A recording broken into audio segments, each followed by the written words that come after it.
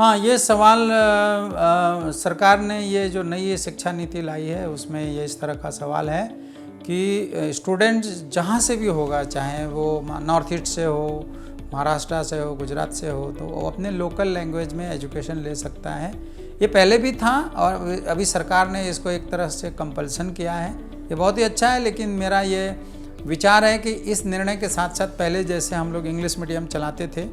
वो भी ज़रूरी है, एक कोर्स इंग्लिश का होना चाहिए।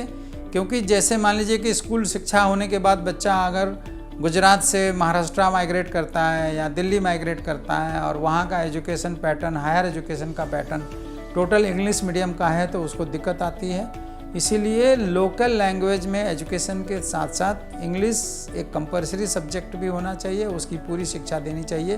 ताकि जब वो हायर एजुकेशन के लिए किसी दूसरे स्टेट में जाए और वहाँ जाके वहाँ का इंग्लिश जो है उसका मीडियम ऑफ एजुकेशन हो, तो उसको कोई दिक्कत नहीं आएगी।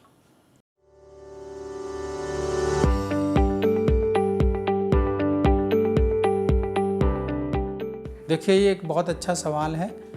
और इस तरह के परेशानियां अभी हम लोग प्रेजेंट में भी फेस कर रहे हैं। जैसे कि अगर आप कोई स्कूल का टीचर हायर करते हैं, स्कूल एजुकेशन में गवर्नमेंट ने एक सिस्टम बनाई है कि अभी उन्होंने बीएड कंपलसरी किया है। तो बीएड कैसे होता है कि 3 साल जब कोई टीचर बीएड करता है तो उसको पूरी तरह से एजुकेशन कैसे देनी है, ब्लैक बोर्ड पे कैसे खड़ा होना है, बच्चों को कैसे एड्रेस करना है, पूरा जो है इस थियोरेटिकल के साथ साथ एक प्रैक्टिकल ट्रेनिंग भी होती है बीएड में। तो इस तरह से जब हम स्कूल में कोई टीचर रिक्रूट करते हैं तो गवर्नमेंट वहाँ कंपल्सरली कहती है कि आपको बीए बीएड, एमए बीएड ऐसा टीचर आपको लेना होगा, और सीबीएसई ने भी इसको नॉर्म्स बना के रखा है। उसी तरह से मुझे लगता है कि जब हायर एजुकेशन होता है, क्योंकि जब आप इंजीनियरिंग कॉलेजेस, मैनेजमेंट कॉलेजेस में जब आप जाते हैं तो वहाँ जो एआईसीटी के नियम ये है कि अगर वो master degree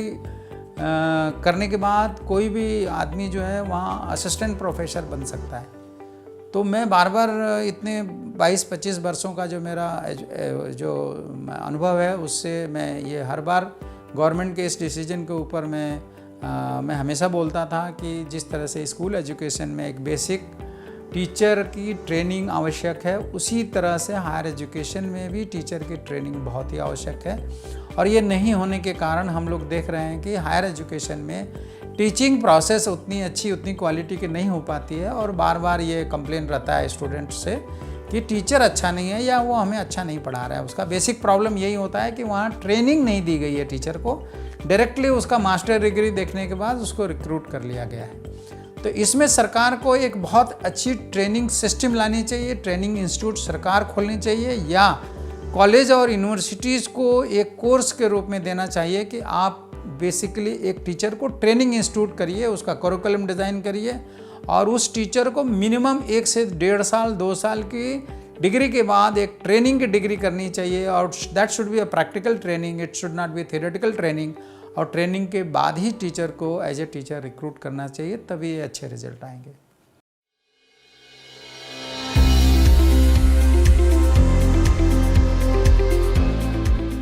Yes, definitely the new policy is going to bring a lot of changes if it is implemented properly as designed and desired by the government of India right now. अगर ये system properly जैसा बोला गया ऐसे अगर ये implement होती है तो मुझे लगता है कि आने वाले दिनों में इस शिक्षा नीति के कारण पूरे शिक्षा क्षेत्र में एक बहुत बड़ा सुधार होगा, और हमारा देश